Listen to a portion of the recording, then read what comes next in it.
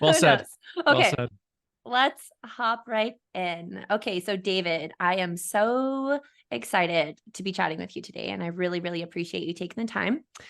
You're a busy entrepreneur and clearly a forward thinker when it comes to the future of real estate. We have so many places I think that we could start, but first and foremost, can you just tell us a little bit about yourself and how you got into the real estate industry? Sure. Well, thanks for having me. First and foremost, thank you very much. Pleasure to be here and talk to you. I was getting to know you before you started recording here, so a lot in common, and talking about where we want to go for the winter. So I don't know if we'll get into that, And our but dislike of dome beer. yeah, and dislike of don't exactly right. More Uh, importantly. yeah, if you can't connect with people in the dislike of dome beer, are they really friends? But Exactly. yeah, real estate. I've been in real estate. I don't know how long exactly. I know it's 20 plus years, 23 years, maybe 24 years, something like that in total. Got into So real you estate. were like 15. I was very young. I actually am a lot. I'm older than you think. I get this all the time. I Yeah, get this me all the too. time. It must be good genetics. I think it's my skin regimen. I think it's There you go. it's All right, retinols. we'll touch on that Yeah. later. Sure. I'm fastidious about it. I'm fastidious about my skin and my hair. I take it seriously. But the real estate, I always been an entrepreneur. It's in my DNA. I was raised by my parents, my father in particular is a big influence on my life. He was a old school New Yorker hustler, make a million, lose a million, high risk taker, Yeah. high risk taker. He was that guy. Big influence on my life. And like I said, an entrepreneur's entrepreneur. So I think it was in the DNA, nothing was ever to be, you were never to work for anything hourly. You were to, create your own income and based on sales. So, I was in sales early. I owned a couple of businesses. I actually did an after hours club for a while. That's There very you go. entrepreneurial when you're young, and I was DJing and things like that. Yeah. And then I remember my dad sat me down one time and he just said to me, he said, "Hey, do you have any idea how much a real estate agent can make?" And I never even thought of it. I was young at the time.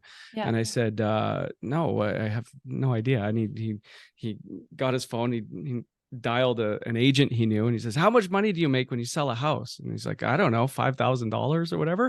And he goes, "Thanks." And he hangs up the phone and Oh goes, my "You're going to God. become a real estate agent." Thanks, And Pops. yeah, he says, "You're going to become a real estate agent." So that started it. I went to real estate school. I think at the time it was a week, it was the course, maybe Mhm. $1,000. I can't remember. And I've been involved in every iteration of real estate since then. I think, I was an agent, team leader. We started multiple teams across the country. And then we flipped them all into the brokerage. So now I'm a brokerage owner. So it's pretty much every iteration. So, and like you said, forward thinking, we're always looking at ways to make, the real estate industry interesting and relevant and, kind of changing the narrative on what people think of real estate agents. And of course, tired old branding. We like to update that and make it fresh and new and things like that. So, I'm Well, sure we'll get into it. yeah, I mean, let's get right into that part because I do think it's really cool. And that touches on my next question, which is speaking about your brokerage, GPG, Greater Property Group. How did that come to fruition? So you just had lots of teams and then molded them all into one. Yeah, it's actually an interesting story. It could actually be a case study in branding. Mhm. So we came from a direct response background. So, place an ad, generate a lead, close a deal, right? So we didn't have a zoomed out vision of branding. I know a lot of companies kind of start with the brand in mind, Mhm. right? And then they try to build the business around that. We kind of did opposite. So we were very unbranded. A lot of what we did was very unbranded. You didn't see a lot of you'd see our team names and things like Mhm. that, right? But can you hold on one sec? Yeah, of course, no problem.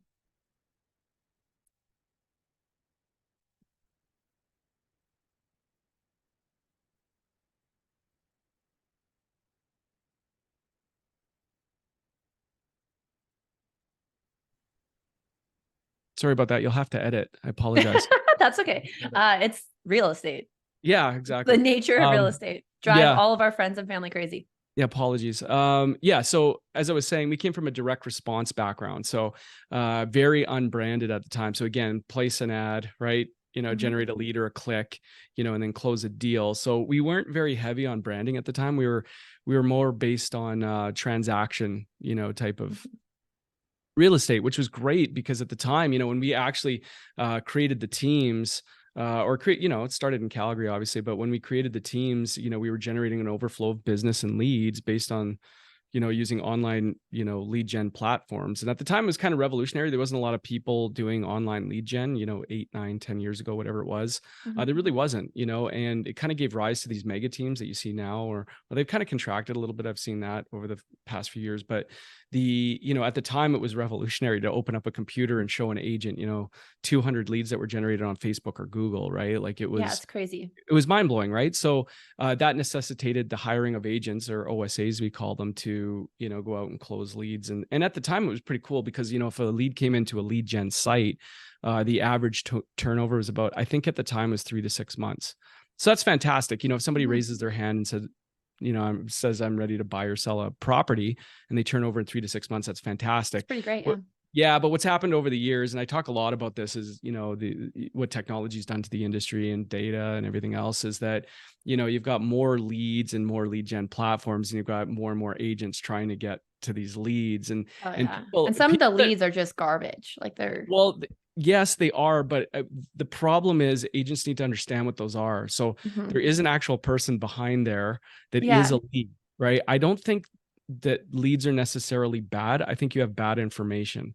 And what happens, I think that's what it is. And I think, because why else is somebody registering on there with Nunya business at, you know, 12345.com? The reason why they're doing that, and the agents need to understand this, is that they don't want to talk to a real estate agent. They just want information, right? So yeah, that's the key. And you have to have a non-threatening way to drip them and be in front of them when they're ready to buy or sell. So, you know, what triggers a real estate transaction? It's a life event, right? People need to have timing and motivation. You have to have those two things to trigger a real estate transaction. If you don't have those two things, you're not going to close the deal. So you need to be the one who's in front of them when they have a life event. You know, it's, you know, the illustration is the same, right? Like, just because somebody, you know, registers in a lead gen site and you think they're ready to buy or sell, they're not. They're on average, I think they're 19 months out, almost 2 years.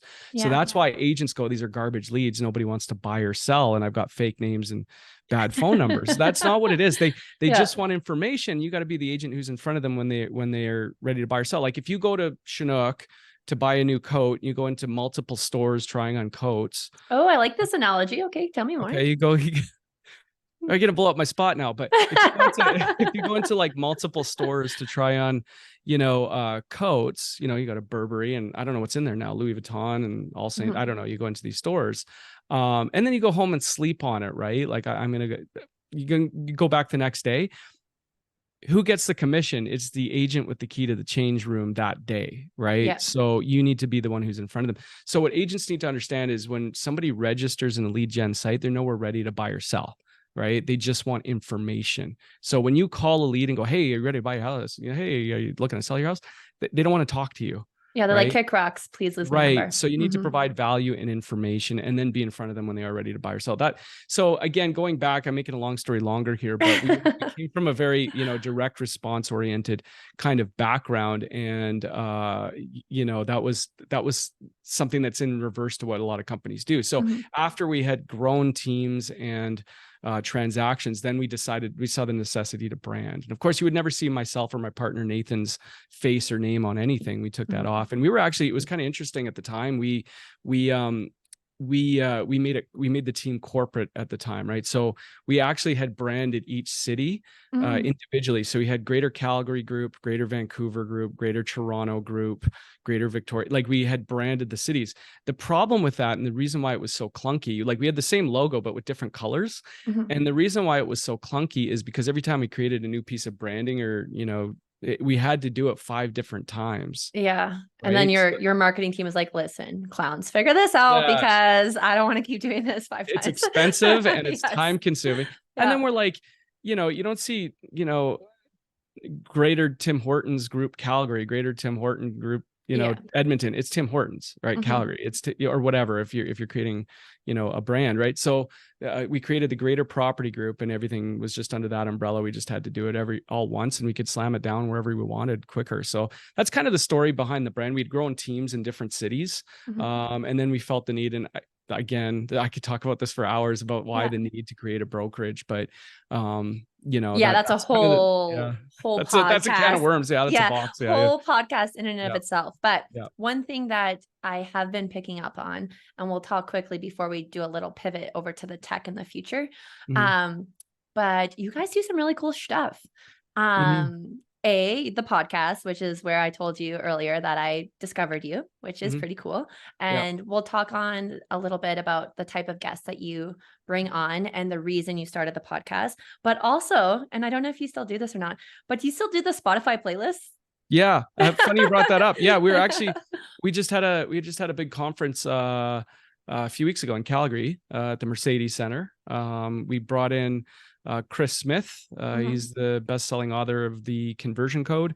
AI experts. We did a Chat GPT AI Mhm. workshop for agents based on the future of real estate. Again, as you can tell, that's a big theme of ours. Yeah, I love it. Yeah, and we actually announced that we're going to be bringing back the GPG radio. That's been big for us. So Yeah. world famous street artists, we've had Nick Walker, Dalek, they create playlists. I've got world famous rapper creating a playlist for us right Oh, now. that's cool. Yeah, it's funny. Again, it's a branding piece, right? Like we Mhm. we think it's dope, right? Like music to sell houses too, we were calling it. And you Well, if you know, can't have fun, yeah, what the heck are you doing? Like yeah, there's enough crunchy, unhappy people walking around. Like if you can't find a way to just have a little bit of yeah. joie de vivre, then like you should probably pivot into something else. If you could not use French, because I told you my French isn't like super good, but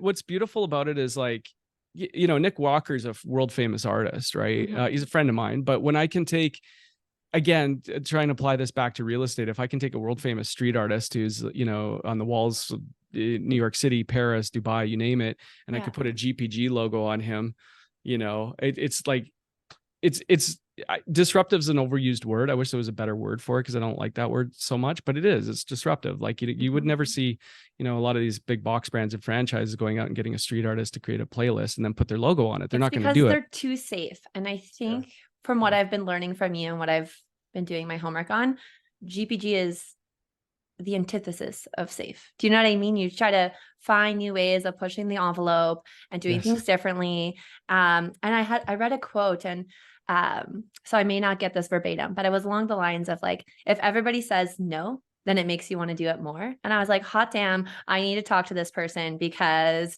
there's some alignment there. I'm very similar to a degree. 100%. I'm glad you brought that up. We as I was telling you, we bring in guest speakers from time to time, right? Well, we do very regularly, but we brought in Michael Francis, who's the former head of the Colombo crime family, as a guest speaker, right? So Yeah. he's the highest earning mob boss since Al Capone. Oh. And I promise you, we're probably the only brokerage on the planet that brought in a former mob boss as a guest speaker. But Mhm. he's got a lot of life lessons, and he's got a lot of stories about how to make money, keep money, take money, Yeah. organization. Well, There's a even lot of business, like business, a ton of application, like a big ton of application. business, Yeah, 100%. And yeah. I think, people just need to loosen up a little bit, in my opinion. You can hear a lot from a lot of different people and then extract what works for you and just throw the rest away. Like you don't have to get so hyper about like everything that one person said. If there's a few pieces that resonate with you, then like, Mhm. great, that is fantastic. 100%. Yeah, I agree with you. All right. So we touched a little bit, but do you want to talk about your podcast quickly before we Sure. pivot? Yeah. Yeah. The podcast. I'm super proud of the podcast. Now, top 10% most shared globally on Wow. Spotify. So yeah, it's a big stat for us. Spotify. I get updates from Apple and Spotify where they tell it, you're trending here or there. And then we got that one from Spotify. It was kind of a big deal. They sent us a big thing. So that I had no idea at the time. And since then the guests have gotten bigger and bigger, which is pretty cool. Well, yeah, Patrick. you have epic Yeah. guests. Like, do you want to name drop a couple? Because I Yeah, I'd know, love to. like, I Yeah. can, but you obviously have more intimate knowledge of all of the Uh, guests. yeah, Patrick Bet David, Robert Kiyosaki, as we mentioned, just had Moby on, electronic Yeah. music legend. I've got, again, Pharoah Monch, Exhibit, rappers and hip hop artists. I've got some really interesting ones coming up that I'm looking Yeah. Well, forward Chris Voss, ex to. FBI negotiator, Yeah. author. You had a beauty queen that's, doing shaking Yeah, things up and Emiana doing things Ubu, different. she's super interesting. She's like, her resume is unreal. Like former Mm-hmm. Miss New York, AI consultant, best-selling author of The Glass Ledge. She founded Sway, which is a media company for women. I mean, her resume is just on published scientist, Yeah, it's So wild. talk to Like some people that really have. cool people. Like I think what makes it so neat is not just somebody looking at something from a very traditional lens. It is Mhm. a cross section of people with different experiences and different backgrounds, and that's what makes the conversations Yeah. really interesting. I mean, I got I got bored of real estate like I shouldn't say Mm-hmm. got bored of real estate conversations, but I kind of Yep. got bored of real estate themed stuff in the Yeah. first few episodes. We have Yeah. very important real estate people on the show. Like we've had Tom Yeah. Ferry as a guest and Ryan Serhant a couple times, and James Harris and like you name it. We've had the who's who in real estate for sure. Mm-hmm. But I think and this has kind of been my philosophy, is to go outside of the real estate industry and bring some principles back from other industries at work. Mm-hmm. And so we've been very heavy on that, especially in when it comes to branding. I think it's important to go Yeah. outside the industry, because honestly, real estate branding is it's like awful, man. Like some of the Yeah. It's memes you see, vanilla. and it's brutal. It's brutal. Do you follow broke agent Yeah, I've fellow? had him on the show too. He's Yeah, hilarious. Eric Simon. I Yeah, really like him. I've had Eric on a couple times. Actually, he came and spoke as a guest speaker about social media and stuff like that. And then I had Eric and Matt Leonetti on together. That was kind of a fun one. Yeah. But yeah, he's funny. I Yeah, feel like they play off really well together. they're good. They're a Yeah. good couple. Yeah. They're good. They are. They are. I do appreciate and really like though the blue ocean strategy. And I think again, like that ties into how GPG is doing things Mm. different than some of the competitors. Yeah. You got to be different. You have Yeah. to. I mean, one of our markets is Toronto. There's 55,000 agents in the Greater Toronto area. Oh my gosh. 55,000, and they the average agent does what, I don't know, 2-3 deals a year. Like Isn't if that you sad?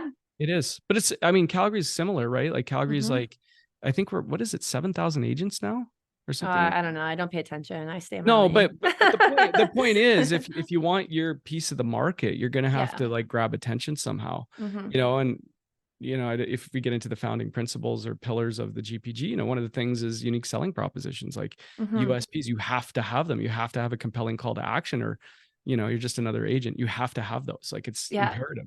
It's Like, funny. When I was doing my homework, one of the USPs was that you touched on was about like, well, yeah, you're a nice person. You don't see an agent being like, I'm a pretty shitty person, but you should work with me. And yeah, so there was a whole USP like built around, well, yeah, that's good that you're a good person. And yeah, it was such an aha because oftentimes I'm like, yeah, we're different. Our team's different, blah, blah, blah. We care, integrity, all these things. And then I was like, I saw that and I was like, yeah, hot freaking damn. yeah. So Yeah, anyways, it was interesting. what's in it for me? You have to be able to answer that. Like, what's Mm-hmm. in it? Like, the client doesn't really care necessarily Yeah. that you're nice, or what they do. Obviously Yeah. it's a relationship business, but you have to articulate what's in it for your client. You have to clearly articulate what they get if they work with you. And if you can't Mm-hmm. do that, you're going to be left behind, I think, in the coming years, for real. So For reals. for reals. Yes. Yeah. No, Absolutely. I 100% agree. So Yeah. now I really want to focus the conversation and turn into crypto. Mhm. I love, love, love that you are pushing the envelope here. And this selfishly is an area that I'm super curious about. When did you or you and your partners become interested in crypto? Mhm. And how did that translate into paying your realtors in crypto? I saw that on your Yeah. website and I was Yeah. like, oh, that's different. Yeah, we do that, and right now they're sending thank you cards because Bitcoin's going through the roof. Yeah. So yeah, we've been involved in crypto for a while now, years. I think originally I heard a discussion with Gary Vaynerchuk years ago. This is before NFTs. This is before it had to do with blockchain technology and fractional ownership in real estate. We'd actually started working with a company out of the UK that was talking about fractionalizing Mhm. real estate. This was years ago, like maybe 5 years ago or something like that. I'm trying to remember exactly, but and at the time that concept was very revolutionary, where you could buy a Mhm. piece of a house or a building. You still can in Right. BC, some Yeah. vacation properties. Yeah. Yeah, exactly. Yeah. So it's like, it's crowdfunding or whatever it is. Like Mhm. if but There's some drawbacks there. well, it's Yeah. not, I think as time has gone on, it's not nobody's figured it out completely, and Yeah. you're still dealing with land titles and who's buying it and who owns it and things like that. So there's a lot of this red tape there, but I think that's where the original, thought of crypto and real estate came from, Mhm. where we were like, wow, this is really interesting. We should look into this. But as we Yeah. started to look into it, this is where it got real. Is as we started to look into it, we started to we were introduced to quite a few entrepreneurs who were I mean, they were making millions of dollars in crypto, Mhm. uh, and a lot of them were young entrepreneurial types. They were young people that had, they were sitting there in hoodies and barefoot, Yeah. going, I have $1 million in Bitcoin. And at the time it was like arbitrage. So what they were doing was they were taking their crypto and they were buying things like cars and boats and whatever. Mhm. And we said, hey, like we need to offer real estate, right? We need to figure out a way for them to use their Mhm. Bitcoin to buy real estate or whatever, crypto, Ethereum or whatever. Yeah, yeah. And so this is where it gets interesting is we figured it out. We got lawyers on board and everything else. We figured out a way to do it. Exchange, we partnered with an exchange to help us with it, etc.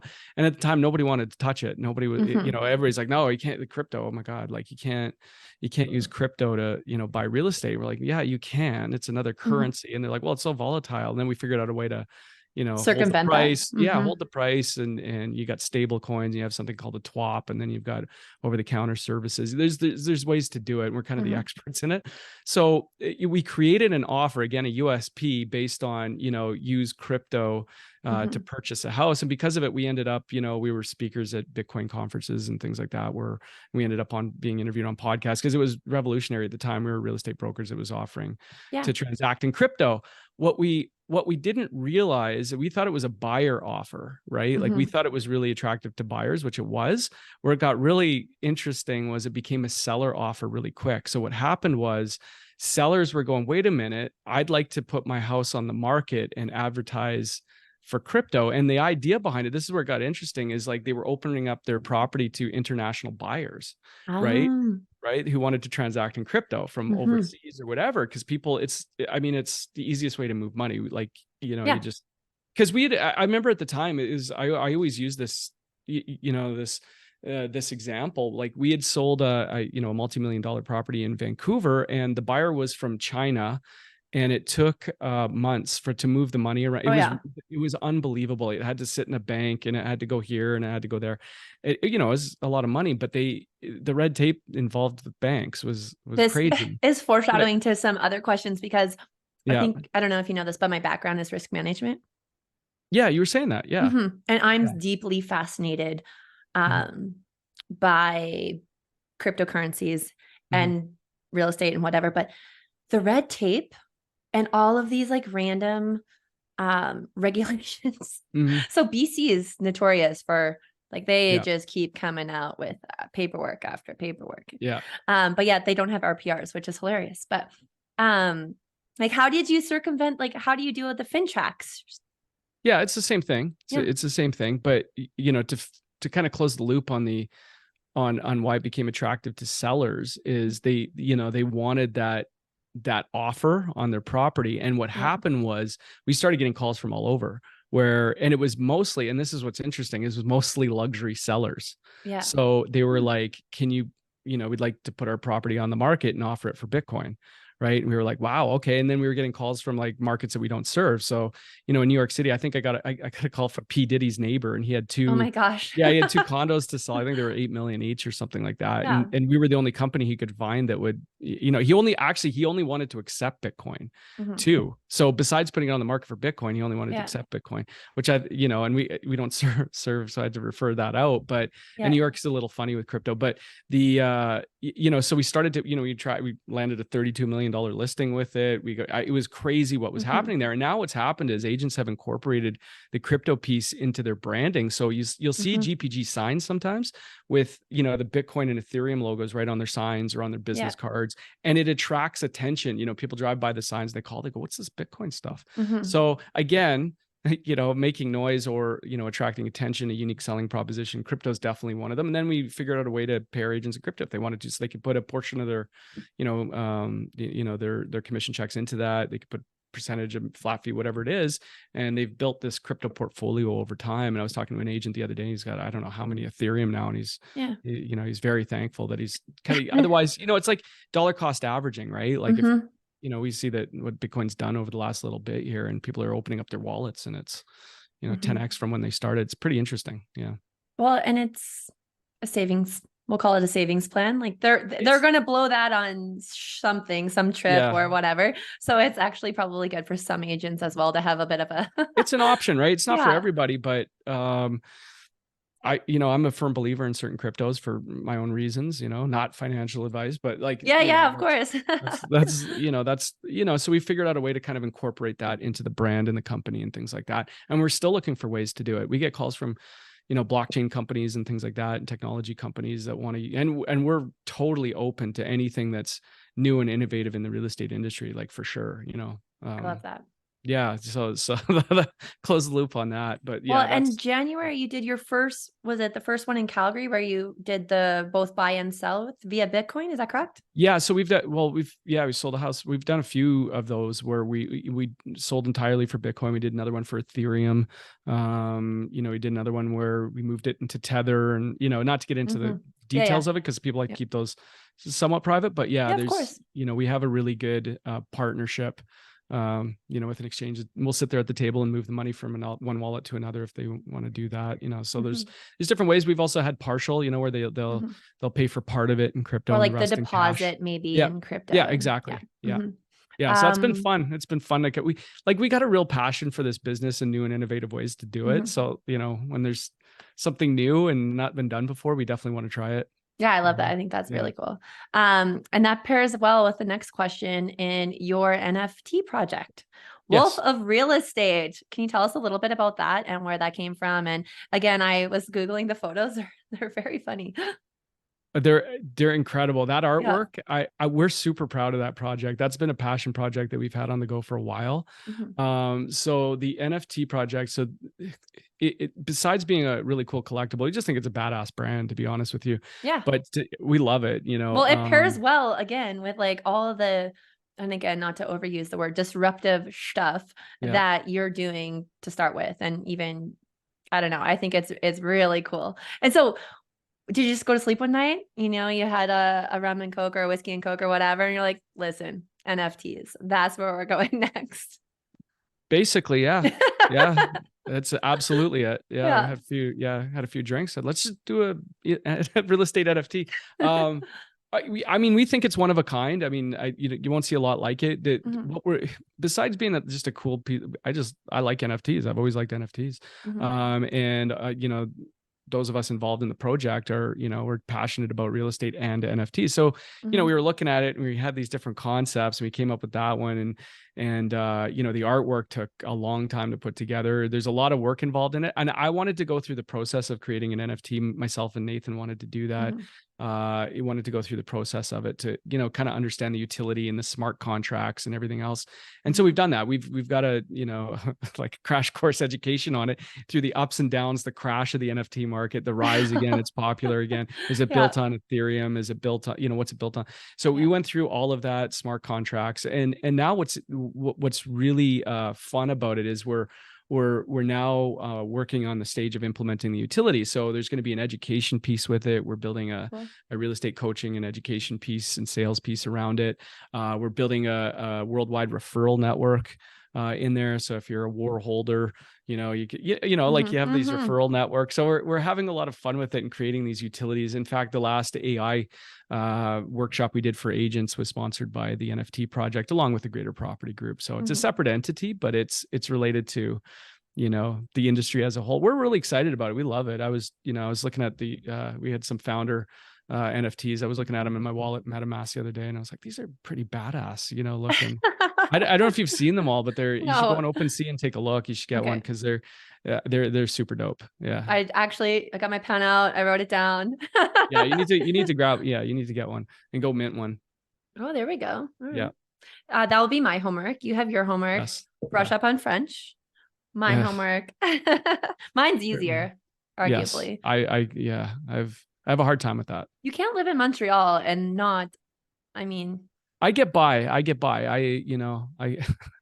it's it's bad. Montreal's been good. I'm downtown Montreal, which is a little bit, they're better. If you go like a Mhm. little bit more suburban and out there, they're a little bit Yeah. like they won't speak English a lot of the time. We go So to Old Quebec. So I think mm, I told you I'm from the Maritimes, and I have friends, and one of my best friends from back home is in Toronto, and the others live back east. mhm. So Old Quebec just seems to be in the middle, which I think is freaking hilarious because it's not in the Yeah, middle. But yeah, um, yeah. so we go to Old Quebec sometimes, and some of the girls from back home speak really good French. Obviously, I have nobody to speak French with I here, really. So Yeah, it's it's crazy you speak French. I didn't know that. mhm. Well, I guess, yeah, like, there's so many people from the Maritimes live in Montreal too.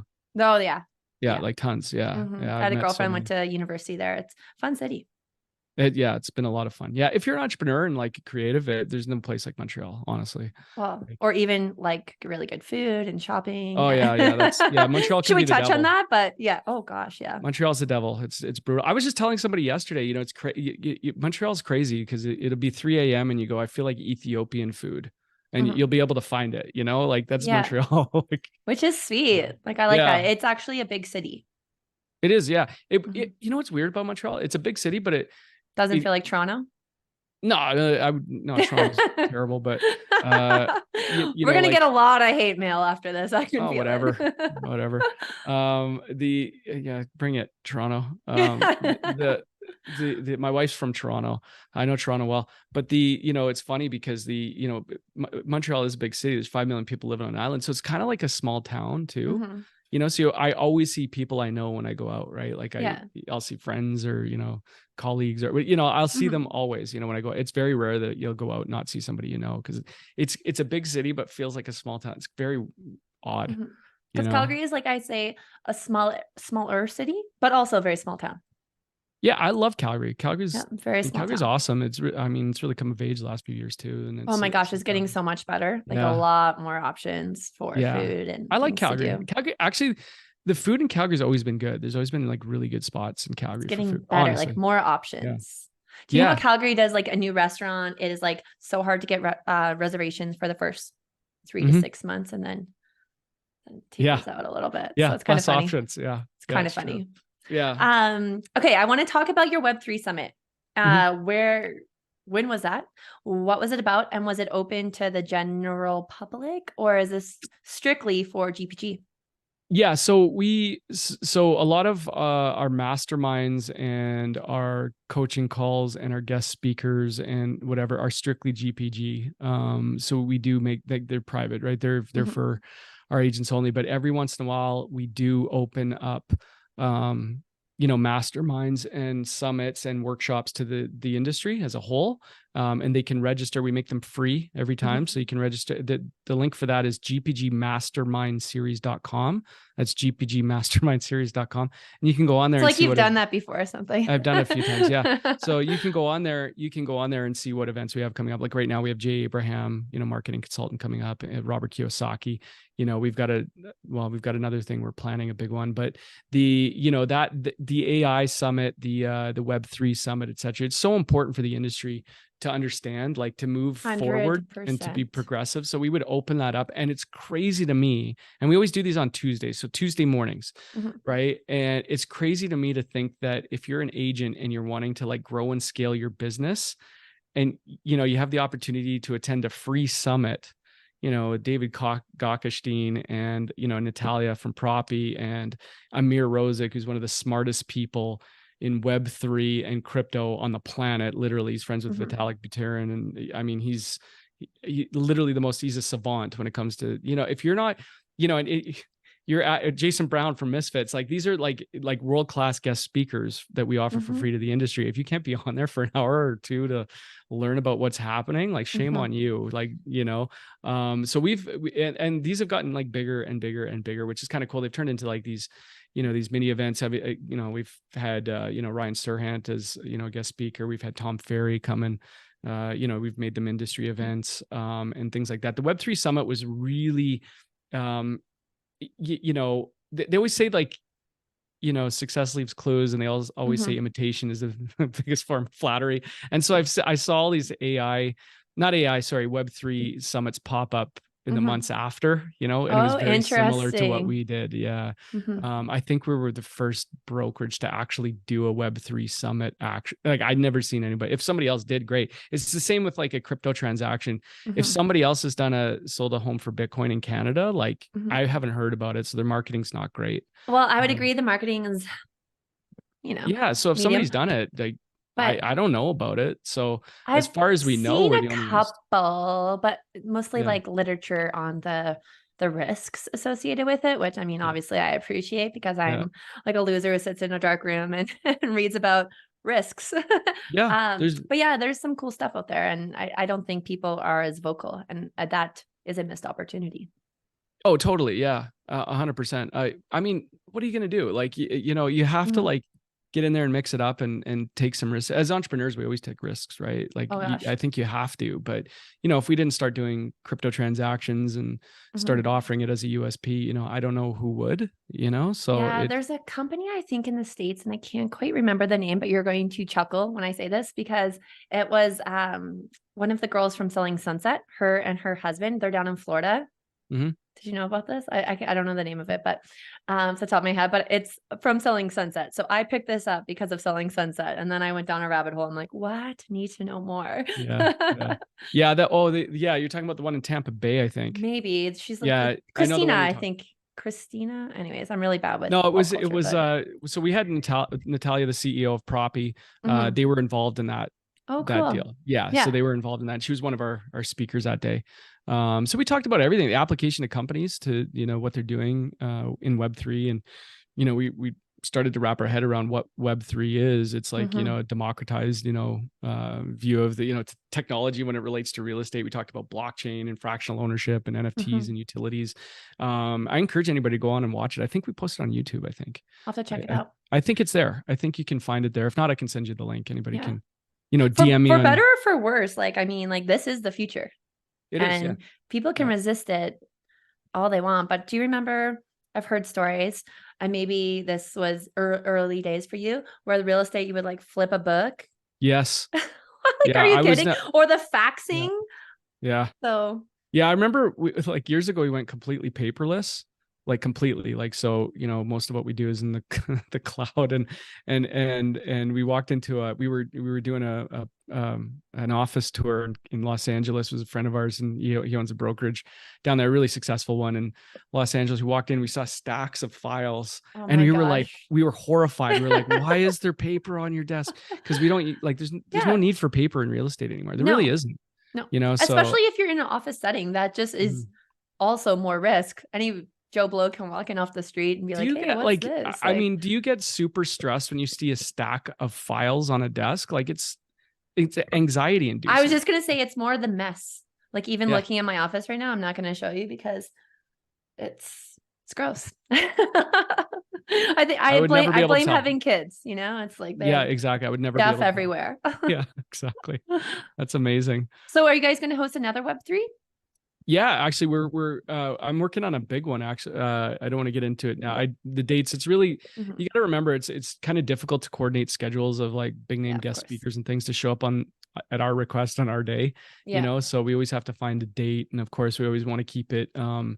interesting and fresh. I'm working on, Mhm. the next one might be will be very interesting. I think I want everybody to stay tuned, but some of these things take months to put together. So Mhm. the next one will be very, very, I mean, like I said, if you're an agent, you're not at this one, shame on you, honestly. So we'll All be right. doing Well, I'll something in be this. there. Yeah, I'll you need sit to be. virtually front row.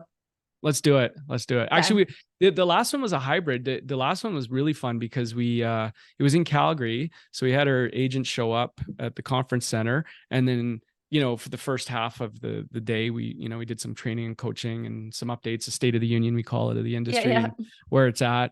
And then we piped in our guest speaker, on the big screen, which Mhm. we've done a few times, and then concluded with some training and coaching. It was like a nice hybrid. And it was funny That's for cool.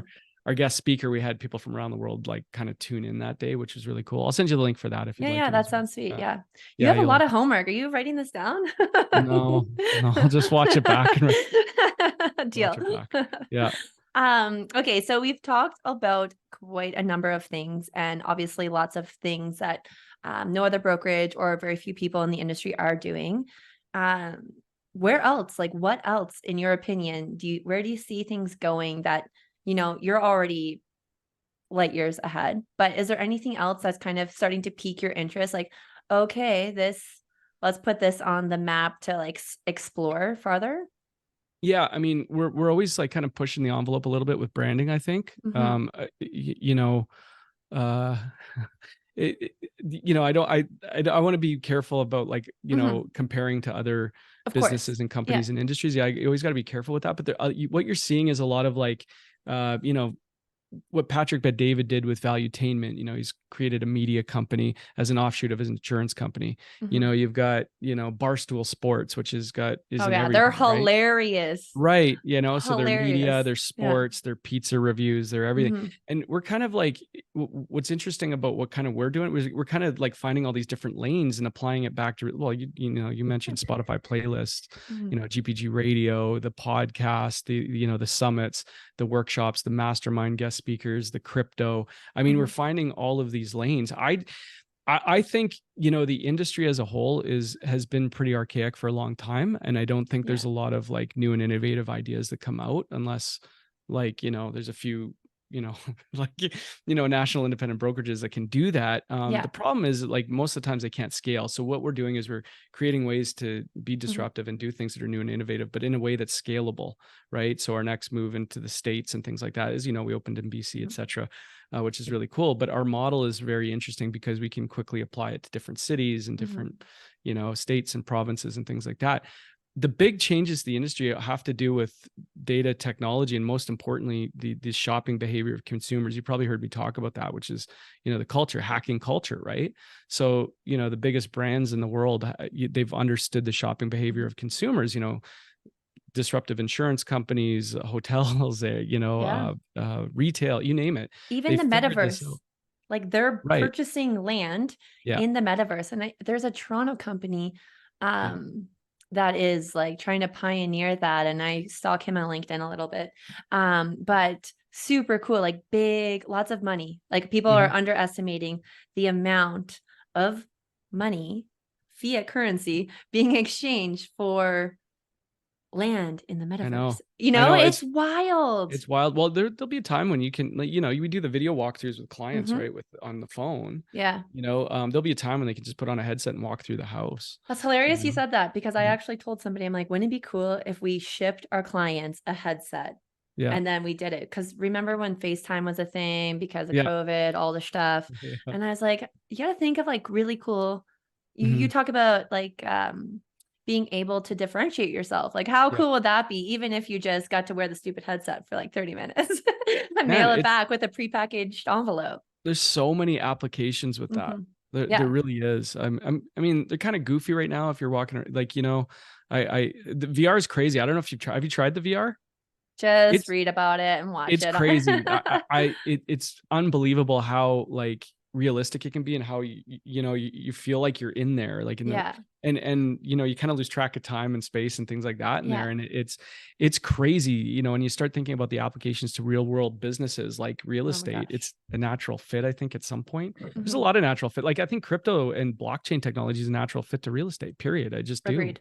Like Yeah. it's coming, right? So you got to figure out a way to do it. We just want to be the company that people think of when Yeah. it's time, right? So, and I think we'll be there at that time. But it, talking about what's coming, I think that those three big changes to the real estate industry over the last few years, I think agents need to really wrap their head around what that means, right? And in particular, the bottom line, and nothing has changed from the fact that we still need to provide value, or the industry needs to provide value to clients. So how are you Yeah. doing that? If you're just an agent that slaps up a sign and waits for buyers to come, the sellers don't want to pay you for that. It's the biggest line item on, these things. And, Oh my God, I know. so how are you creating So value? many memes. Yeah, it's true. It's true Yeah. though, right? You don't want to be a joke, like if you look at what is it? Real estate agents, lawyers, used car salesmen, whatever. Hmm. It's like, Yep. it's the reputation of the industry. And then what happened in Missouri with, NAR is very interesting, right? At one Yeah. point, It's going to it was be almost a $2 curious. billion judgment, right? Again, because, Well, now there's a homeowners, second one coming. Did you see that? there'll be a bunch. Oh yeah. Yeah, It's there'll be a bunch of bananas, them. honestly. But The shit's bananas. we've been talking about this for years. If you're an agent that can't go out and negotiate your buyer side money, you Yeah. need to figure out how to do that, because you've kind of seen this pop up. In fact, I know a brokerage team. They were actually, putting the full commission into a listing contract, and then they were putting it on the MLS with $0 to the buyer, meaning that you, as a buyer, you're going to have to come and negotiate your money. I love it. I mean, like, you need to be able to articulate your value and negotiate your own money as a buying agent, as opposed to, well, why doesn't it say, 3 apples and 2 apples or whatever it is, right? Like you need to be able to negotiate your money. If you don't have skills to do that, you're not going to last long or, make like significant living in this business, honestly. So that's one of the things we do. We do train and coach, in terms of commission workshops and things like that, and the concepts around it. And what's coming, I think agents are going to have to really wrap their head around co-brokes and things like that, and how to explain it. And BC is BC is hilarious, because BC, every time you counter, that's one word. You have to fill out the commission. This is how much commission you're going to pay. It's a disclosure of remuneration. Yeah. It's wild. And now, and now they have the rescission period. Yeah. So then you have to update that each and every time too, that there's a negotiation. I think BC does some things right. Yeah. And then some other things where you're like, whoa, who thought of this? And I think there's some proposed changes in Alberta too. They're very similar to BC, I think, coming. It's going to be, it's going to be a good water cooler talk. again, the industry's changing, right? You got to keep up. Like, that's all. You just got to adapt and change. I always say you got to be like a speedboat these days, right? Where you can adapt and change real quick, as opposed to a lot of these big box brands that are like big cruise ships. They're like Titanic, Yeah, I'm telling you, that's the way to move. Maybe Titanic was the wrong analogy, or maybe it was a good one. I don't know. I guess time will tell. No comment. Hate mail. Yeah, no comment. We'll talk later. Okay. So I know we know a lot about the masterminds you host, your YouTube channel. What else, is there one book that you would recommend, or maybe a training or something to the listeners that you're like, this was influential, or hot damn, I got a lot of great takeaways from this, that you would recommend? Oh man. Where to start? Where to start? I mean, probably the most profound book, I've read it, half a dozen times, is The Meditations by Marcus Aurelius. Ancient book, but one of the most profound books that, again, I'm a fan of the Stoics. I do follow, I do like Stoic writings for the most part, and The Meditations, one of the greatest books ever written, for sure. More modern day, Hard Thing About Hard Things was a really good one in terms of scaling your business. Dude, where do we start right now? What am I reading right now that I really like is the one by this one's really good. Hold on, I'll pull it up. Hold on. I think I'm reading The Go-Giver right now. Yeah, I know that one. Hold on. Yeah, this one here, The Creative Act: A Way of Being by Rick Rubin. Haven't heard of this one. Yeah, it's more of a here it started playing. More of an artistic approach to things. He's a hip hop producer, etc. But he's also a very cerebral thinker, deep thinker when it comes to artistry and vision and things like that. Think and Grow Rich, obviously. Napoleon Hill. I just finished the Almanac of Naval Ravikant. The Rise of Superman. The Millionaire Fast Lane. I mean, dude, I don't even know. I'm trying to think of when somebody always asks me what's the most profound book I've ever read, it's always The Meditations, for sure. I mean, have you read The Daily Stoic? That's Ryan Holiday. Yeah, he's great. And I love how he breaks it down into bite-sized, understandable in today's context. So Ryan, he might be coming on the show next year. He's got another book coming out. Don't edit that part out. Yeah. But Ryan's friend. I'm in a mastermind group or was in a mastermind group, and the curator of the group is he's good friends with Ryan. He was a guest speaker there. So that was my introduction to Ryan Holiday. He's got another book about marketing, actually, that's really good. He has a couple. He's a really interesting guy. I signed up for his newsletter bits, but now I feel inundated by my email. So I go through waves of being too much. Actually, I will tell you, his daily email, I think it's called Daily Stoic or something. It is, yeah. Yeah. So that email is worth a read every day. Actually, of all the emails you get, because I get my inbox fills up like yours does, but that's worth a read every day, honestly. All right. I'll re-engage. Take a minute and read that one. I'll re-engage. I just want to say thank you so freaking much. This was such a pleasure. And I really enjoyed it. And I think that the listeners are going to get a lot out of this. Oh, my pleasure. It was great being with you. Thanks for having me. Yeah, it's a lot of fun. I mean, I could talk for hours about real estate and the changes and what's coming and what you need to do to be successful. Like, I know exactly what you need to do. So if you want to do a Yep. part 2, we definitely need to do that I because do. Yeah. yeah, because there's certain things that I think agents need to Mhm. really pay attention to specifically. Like, I'm not being like kind of like broad stroke here. I'm being specific about some things you need to do. And you'd be surprised, agents that have been in the business a long time, they still have not heard of some of these concepts. Okay, I'm just gonna stop you right there. I have such a problem with an agent being like, I've been a realtor for 50 years. I'm like, great. How many Nobody transactions cares. have you done? 5? Because there's Mhm. agents that do 50 transactions in year 1. Um, I, or I year actually 2. Do you know think what I mean? newer Like, geez. I actually, I mean, we kind of attract a younger demographic, I think, just because of Mhm. the branding and stuff. So Like, am I I think, too old? Ugh. no, of course, no, I'm joking. I'm I joking. mean, then we got like people like Len Wong, and we've got, He has a good Brian. skincare regimen too. I'm just kidding. Yeah, he looks great. Yeah, He he looks looks great. great. No, we've got veterans. I mean, Dallas Ellerby is like the number one like commercial agent in the country. I mean, Mhm. we've got like honestly the goats of like real estate. It's phenomenal. Some of the Mhm. talent we have at the GPG, like they are like world beaters. It's Mhm. unbelievable the volume they do. We got agents that make 6 figures a month, like literally, Yeah. and it's wild to see what they do. They're very good at it. But I think we do attract a little bit of a younger demographic. I think just Mhm. in general, like if you took the average age, I think GPG would be younger than, let's say, Remax or Royal LePage. I don't know, but Yeah. on average, but I don't know. Don't quote me. But I think Somebody is fact checking this as we speak. whatever. I don't care. I'm not licensed. You Yeah, can there you go go. complain. But the I think that younger or the newer agents actually have an advantage to some of the older set in your ways guys that are not open to change. I think newer agents have a 100%. phenomenal opportunity to take over the industry. I do. Mhm. I love it. I loved, like, honestly, like we work, and our training, coaching, and mentorship, we're very passionate about it. And I don't care if you've been in the business, 5 minutes, 5 years, 50 years, you need to be, Mhm. like with a group of, like of like-minded individuals to like push yourself forward. Like, Agreed. like we didn't get into it, but our culture and chemistry, we're super proud of it. We have a really collaborative environment at the GPG. Mhm. Honestly, like I turn away agents all the time because I don't think that they're a fit. I don't. I say go call, Yep. Remax or whatever. Like I have, because we're Yeah, very protective of it. And I think we have a as you really, should be. yeah. And I think it's crazy to think that you can scale and grow a culture and chemistry as a cloud-based Mhm. business and things like that. But we've done really cool stuff, and we do events. We just had a big golf tournament in Calgary. That was a blast. Yeah, it Mhm. was a blast. We had some, some local distillers and Scotch companies as sponsors, and we did a Bears Paw, and we had a dinner after. It was a lot of fun. We actually gave away some NFTs and There merch, you and go. yeah, it's fun. So we have fun as a group. I think I'll be your honorary guest someday. let's go. Well, you got to be I'll be GPG. there. You can't, yeah. Jokes. Of Maybe. course We'll you can see. come. Yes. Yeah, yeah. Yeah. Awesome. Well, thank you so much, David. And I Yeah. cannot wait to chat soon. My pleasure. Thank you.